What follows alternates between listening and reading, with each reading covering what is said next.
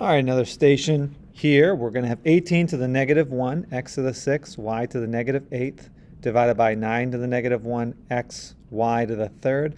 And that all is being raised to the second power. So I don't need to worry about this exponent on the outside for a little bit, because there's plenty of stuff that I can do inside the parentheses first. Remember, PEMDAS, do your parentheses first.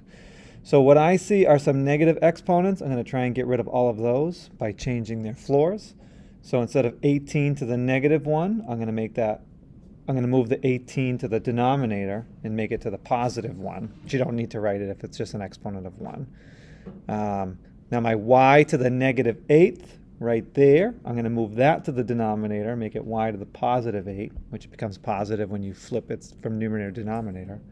And then this 9 to the negative 1, I'm going to move that to the numerator because it's a negative exponent. So I'm going to change its floor and make it 9 to the positive 1, which again, if it's just an exponent of 1, you don't have to write it.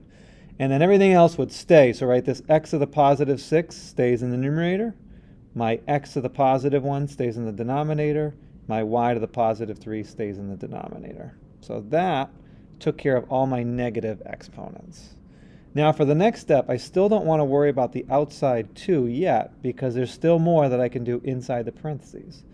For example, if I look at 9 divided by 18, well, I can reduce that. I can divide both of those numbers by 9, and that's the same thing as 1 over 2, so 1/2, right? You don't really need the 1 in the numerator, but you can have it. And then I look at x to the 6th divided by x, and I say, all right, well, that's my quotient rule, so 6 minus 1, right? X to the 6th minus x to the 1. I take 6 and I subtract 1, and I get x to the 5th. And that's a positive 5, so that number is actually going to be in the numerator, right? And then in the bottom, I still have more. I have y to the 8th and y to the 3rd. So those things are being multiplied, right? Not because the x is in the middle. Everything's in the bottom is being multiplied. And so my rule for that one is I add the exponents when I have the same base and I'm multiplying. So 8 plus 3 is 11. And since I'm in the denominator, I'm going to keep it in the denominator. And I get y to the 11th. Now that whole thing is now raised to the second power.